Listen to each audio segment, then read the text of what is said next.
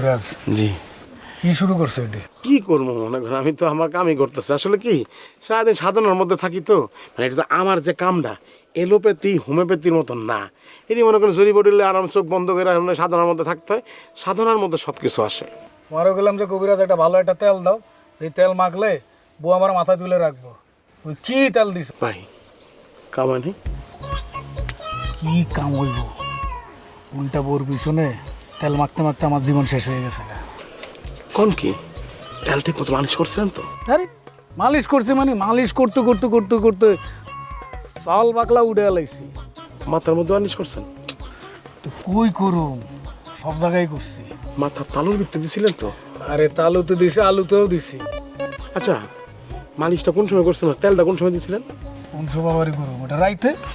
রাইতে তো বুঝছি কোন রাইতে কোন রাইতে পারে? মানে আমাবস্যা না পূর্ণিমা রাইতে ধর তেল মালিশ করুম এটার ভিতরে পরে আমাবস্যা আমার পূর্ণিমা কই পাইলা তুমি? না মানে হয়েছে কি এটা তো বিশেষ সময়ের তেল তো বান্দরের তেল এই যে বান্দরের তেলটা দিছি এই বান্দর দুইটা শুধুমাত্রই মনে করেন আমাবস্যা পূর্ণিমাতে দেখা যায় আমাবস্যা পূর্ণিমার এই বান্দরের তেল ইউজ না করলে কাম হয় না তাহলে এখন কি করতে হইব? ওই যে আমাবস্যা পূর্ণিমা রাত দেখা তালুর মধ্যে সুন্দর করে গৈসা গৈসা গৈসা ব্যবহার করতে হইব আচ্ছা আমি দিতেছি অসুবিধা নেই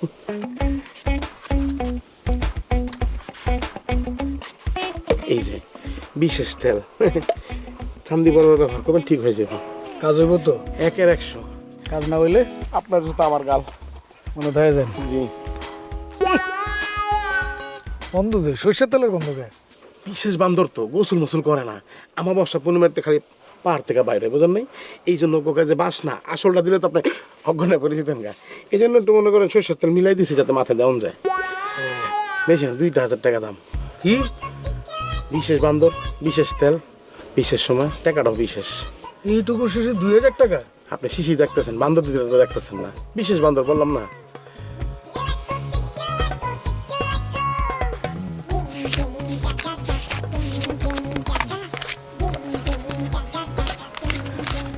কবিরাজ আমি যে তোমার লোকে প্রাইভেট আলাপ আলোচনা করলাম, খবরদার এগুলা কারো লোক শেয়ার করবো না। না না আমার কাছে এরকম আপনি সুলতানের ওষুধে লেগাইছিলেন হ্যাঁ ঠিক আছে। আর কয়ে যে যে চুল পাতলা হয়ে যাইতেছে হ্যাঁ, হ্যাঁ। এটার ওষুধ। চুল পড়ার ওষুধ এবার কিন্তু কাম হইব কাজ না হইলে আপনার জুতো আমার গাল কাম হইব এবার ইনশাল্লাহ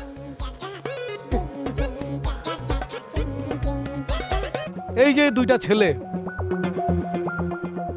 এরা স্কুল কলেজের মেয়েদেরকে ডিস্টার্ব করে, আপনি তাদেরকে গ্রাম থেকে বাইর করে দিচ্ছেন জুতার মালা পরায়া। খুব ভালো লাগছে আমার বিচারটা, কিন্তু আমার প্রশ্ন হইল এই ছেলেগুলো যে ভুল করতেছে এদেরকে তো কেউ সংশোধন করার কেউ নাই।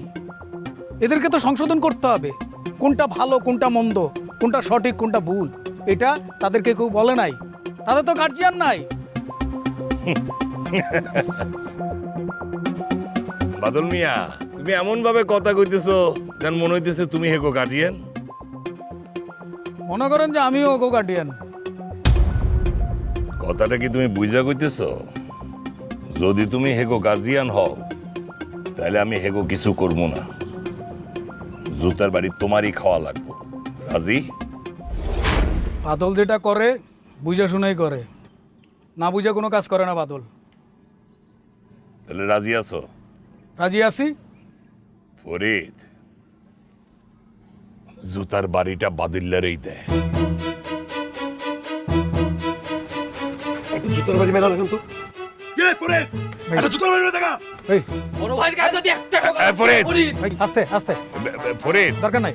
আসো, চলাই আসো। আকবর যা তো নিয়ে আয় নিয়ে আয় নিয়ে আয় এই, পরে দেখতেছি, আপনি- পরের দিন না দেখতে আয় ফরিদ। ফিরে আসে না। এই চুপ। অবাদল শোনো, সবা তো শেষ হয় নাই। তুমি যে ভট করে এদেরকে নিয়ে যাইতেছো গা, ঝামেলা করে লাভ নাই না। শোনো, আমি গ্যাঞ্জামে যাইতে পছন্দ করি না, শান্তিপ্রিয় মানুষ। তুমি যখন কইতেছো এবারের মতো হে করে আমি মাফ করে দিলাম, কিন্তু এরপরে যদি কোনো অভিযোগ আসে আমি কিন্তু হেগো বিচার করুম না, বিচার করুম তোমার। ফাইনাল কথা?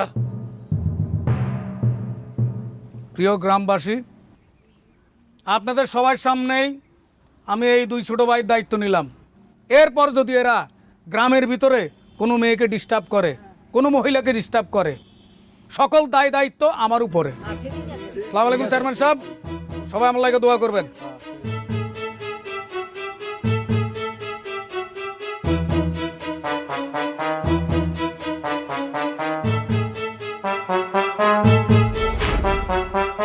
ভাই ভাই আপনি আমগুলোকে যা করলেন ভাই আমি গার্ডিয়ান আমগুলোকে এটা করবো না ভাই।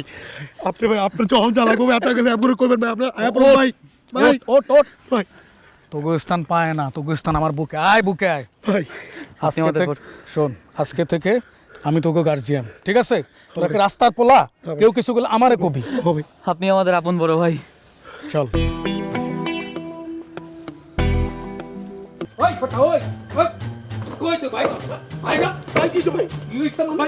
কি ধান্দাবাজি শুরু করছিস আমার লগে?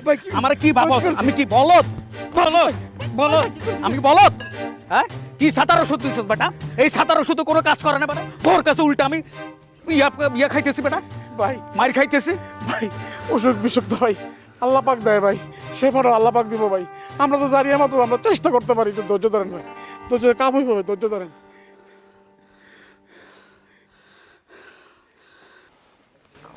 সাতার বিদেশ, এই বিদেশের লাগে আমার সব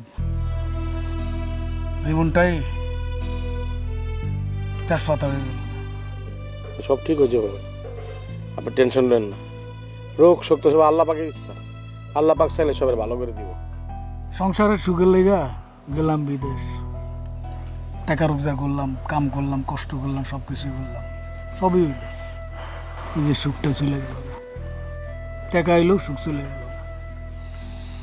বিদেশ কি জিনিস জানো মিয়া? ভাই আমি তো জীবনে কোনোদিন বিদেশ যাইনি ভাই, বিদেশ কেমন আমি জানি না। আহা, বিদেশ হলো একটা কষ্টের জীবন।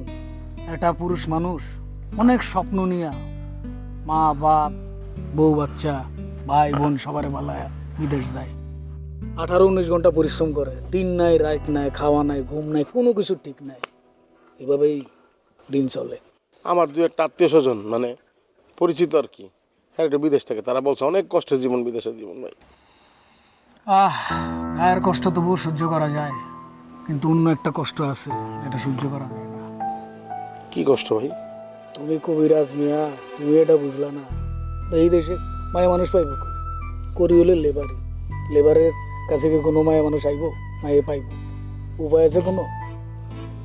তখন আর কি, এই যে নিজে নিজে এভাবে টাকা ইনকাম করতে করতে নিজের ক্ষয় শুরু।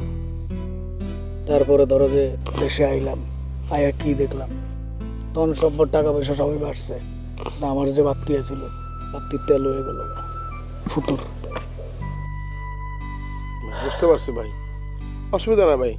রোগ শোক করলাম না, সব আল্লাহ পাকের ইচ্ছা, শেফা দিব আল্লাহ ভাই। আপনার ধৈর্য ধরেন, অসুবিধা নেই। আমি নতুন ওষুধ বানাই দিতেছি ভাই, কাম হইব এবার। ওকে কোনো ওষুধে কাজ হইব না। সান্ডার তেল, মান্ডার তেল, বান্দরের তেল, কুত্তার তেল, কোনো কাজে কাজ হইব না। ভাই এবার নতুন ওষুধ দিতেছি, এবার কাম হইব ভাই। ধর! ভাই কি এবার তেলটা কাম হইব ভাই। ধর! ভালোর কাজ হইব। জীবন ভাই। শেষ হয়ে গেল। দেই ভাই একটা। ধর বেটা। কি জন্য ডাকছেন আমারে? না, শুনছি তুমি নাকি মসজিদের জমিটা নিছো। হ্যাঁ, ওই জমি তো আমি চাইছিলাম। আপনি চাইছিলেন? আরে দেখছস, চাচাই চাইছে এটা আমরা জানি না। না ভাই আমরাও তো জানতাম না। জানলে কি আমি এই যে যাইতাম? আমি সত্যিই জানি না। এখন জানছো যখন, ওই জমিটা আমার লাগবে, আমি কিনতে চাই। কত দিয়ে বেচবা? এই যে যেই দামে কিনছি ওইটাই বিক্রি করুন। কত দিয়ে কিনছো? 50 লাখ টাকা। 50 লাখ? হ্যাঁ এত টাকা তুমি পাইলা কই? চাচা, আপনি তো জানেন যে আমি 18 বছর প্রবাসে আছিলাম। 18 বছরে কিছু টাকা পয়সা জমাইছি, তারপরে ওই শ্বশুর বাড়ি থেকে কিছু জমিও পাইছি আর কি। আর আমার তো পোলাপান নাই, বাচ্চা কাচ্চা নাই, খাইবো কি? সব টাকাই জমাইছি, ওটা দিয়ে কিনলাম। তাই আমি কিন্তু তোমার 50 লাখ দিতে পারব না, 30 লাখ দিব। কি রে, 30 লাখ টাকা হইব? না ভাই 20 লাখ টাকা তো কম আছে। জায়গার উপর 20 লাখ টাকা নাই, কি করব? বাদল মিয়া, জি। তোমার লগের পোলাগুলো না হয় আমার খবর জানে না, আমার ঠিকভাবে চেনে না। এদিনকার পোলা, তুমি তো পুরান মানুষ, জি। আমার রেকর্ড সম্পর্কে তো তোমার জানা থাকা উচিত। অবশ্যই জানুম না কি লেগে, ছোটবেলা থেকে আপনার করে দেখে বড় হয়েছি, আমরা ভালো করে জানি। 20 লাখ টাকা নাই সেটা আমি বুঝি। এই মিয়া, টাকা হাস নাই খেলাইব, কিন্তু জীবনটা যদি একবার জায়গা, সেটা কি আর ফিরে আইব?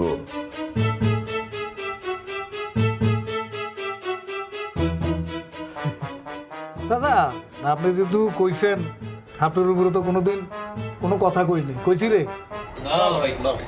কোনোদিন কোনো কথা কইনি যে আপনি শুধু কন কবে রেজিস্ট্রি অফিসে যাব, আপনি ডেট দেন।